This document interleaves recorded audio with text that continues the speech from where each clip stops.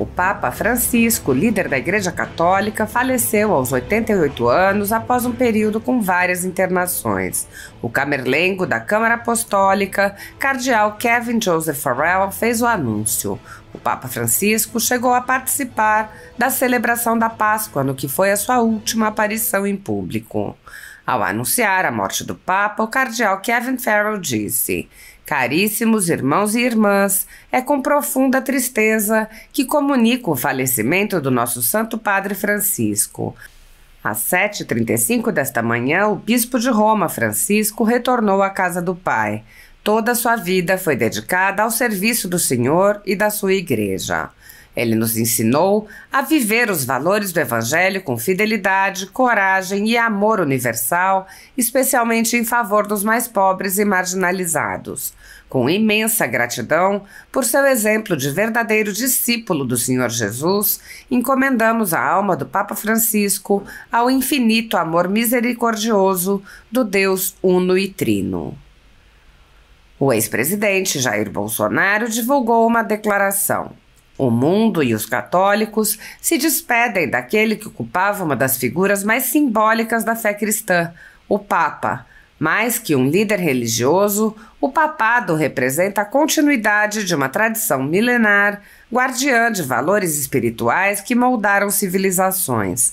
Para o Brasil e para o mundo, a figura do Papa sempre foi sinal de unidade, esperança e orientação moral.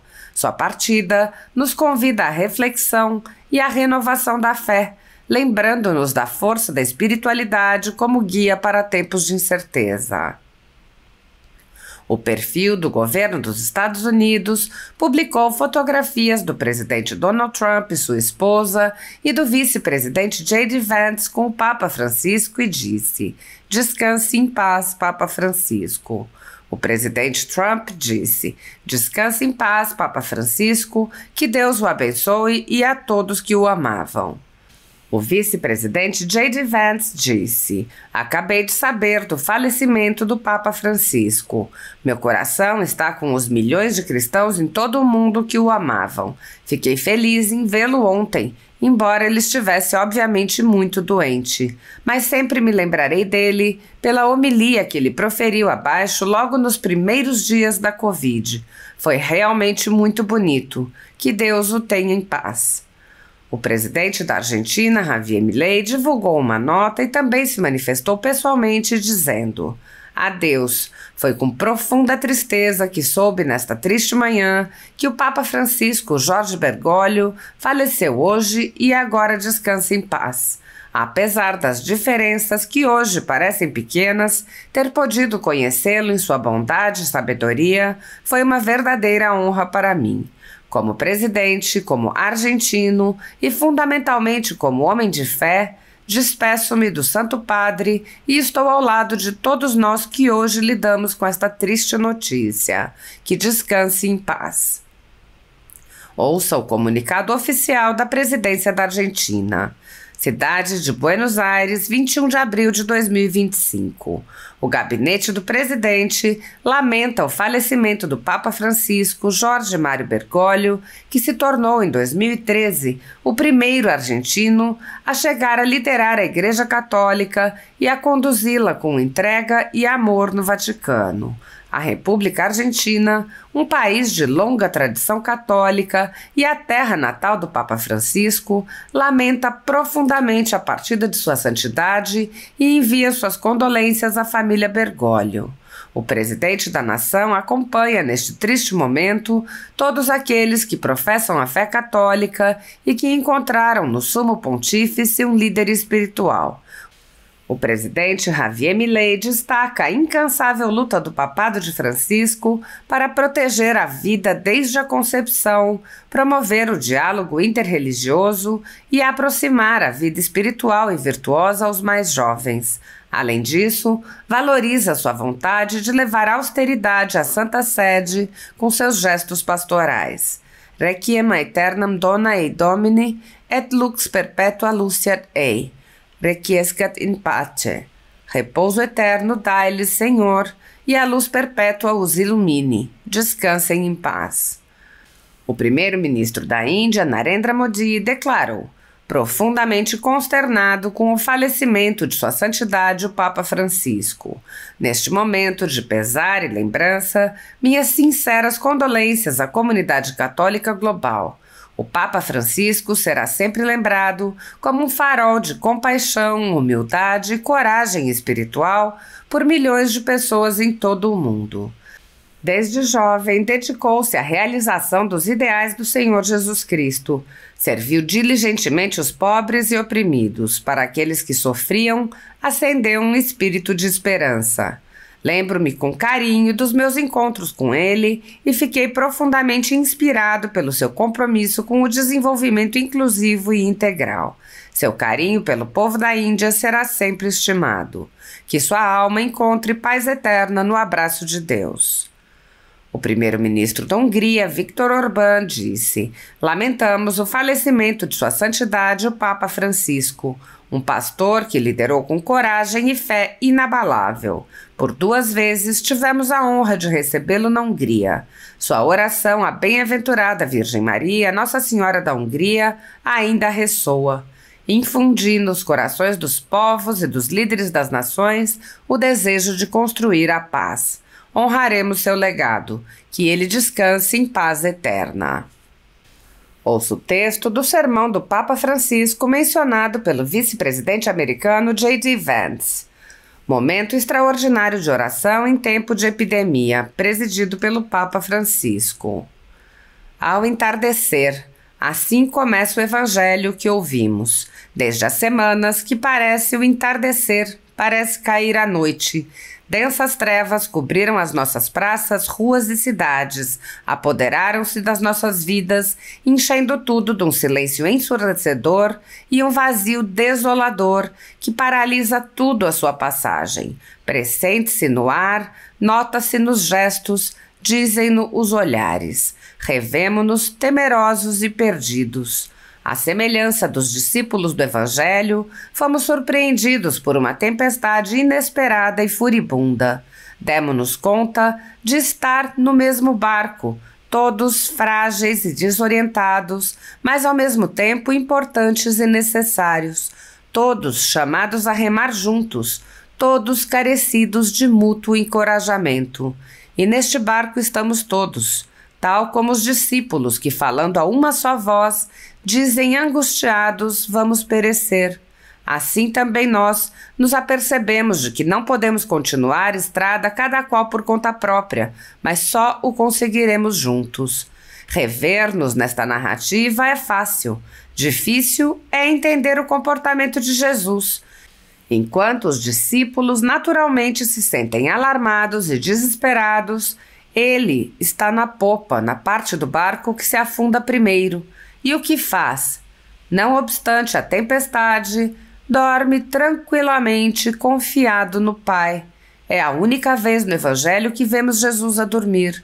Acordam-no, mas depois de acalmar o vento e as águas, ele volta-se para os discípulos em tom de censura. Por que sois tão medrosos? Ainda não tendes fé? Procuremos compreender em que consiste esta falta de fé dos discípulos que se contrapõe à confiança de Jesus. Não é que deixaram de crer nele, pois invocam-no, mas vejamos como o invocam. Mestre, não te importas que pereçamos? Não te importas? Pensam que Jesus se tenha desinteressado deles, não cuide deles. Entre nós, nas nossas famílias, uma das coisas que mais dói é ouvirmos dizer: não te importas de mim. É uma frase que fere e desencadeia turbulência no coração. Terá abalado também Jesus, pois não há ninguém que se importe mais de nós do que ele. De fato, uma vez invocado, salva os seus discípulos desalentados. A tempestade desmascara a nossa vulnerabilidade e deixa descoberto as falsas e supérfluas seguranças com que construímos os nossos programas, os nossos projetos, os nossos hábitos e prioridades.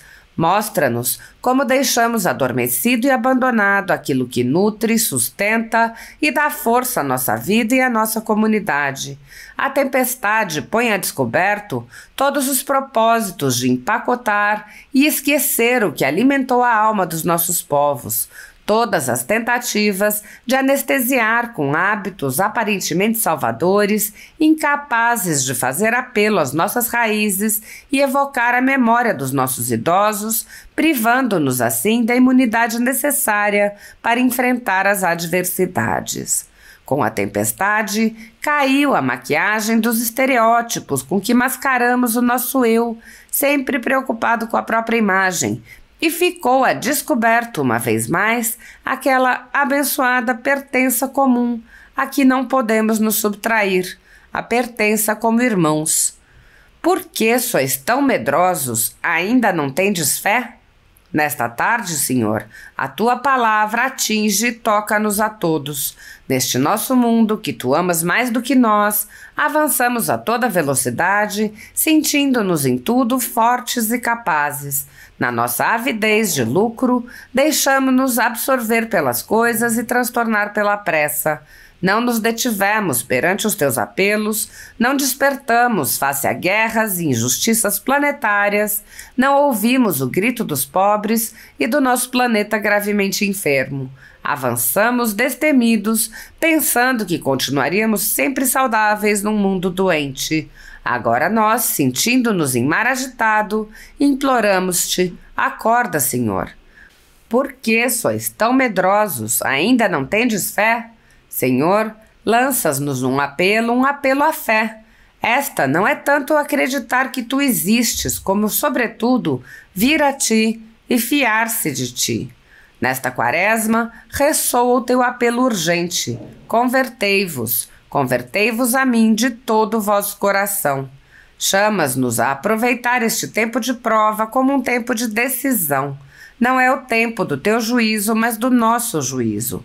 O tempo de decidir o que conta e o que passa, de separar o que é necessário daquilo que não o é.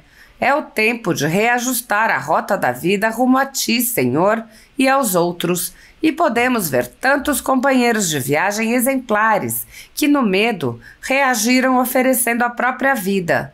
É a força operante do Espírito, derramada e plasmada em entregas corajosas e generosas. É a vida do Espírito, capaz de resgatar, valorizar e mostrar como as nossas vidas são tecidas e sustentadas por pessoas comuns, habitualmente esquecidas, que não aparecem nas manchetes dos jornais e revistas, nem nas grandes passarelas do último espetáculo, mas que hoje estão, sem dúvida, a escrever os acontecimentos decisivos da nossa história. Médicos, enfermeiros, enfermeiras, trabalhadores dos supermercados, pessoal da limpeza, curadores, transportadores, forças policiais, voluntários, sacerdotes, religiosas e muitos, mas muitos outros que compreenderam que ninguém se salva sozinho. Perante o sofrimento, onde se mede o verdadeiro desenvolvimento dos nossos povos, descobrimos e experimentamos a oração sacerdotal de Jesus, que todos sejam um só. Quantas pessoas dia a dia exercitam a paciência e infundem esperança, tendo a peito não semear pânico, mas corresponsabilidade.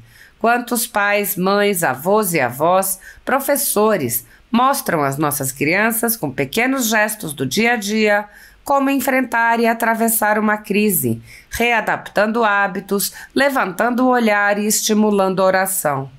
Quantas pessoas rezam, se imolam e intercedem pelo bem de todos. A oração e o serviço silencioso são as nossas armas vencedoras. Por que sois tão medrosos? Ainda não tendes fé?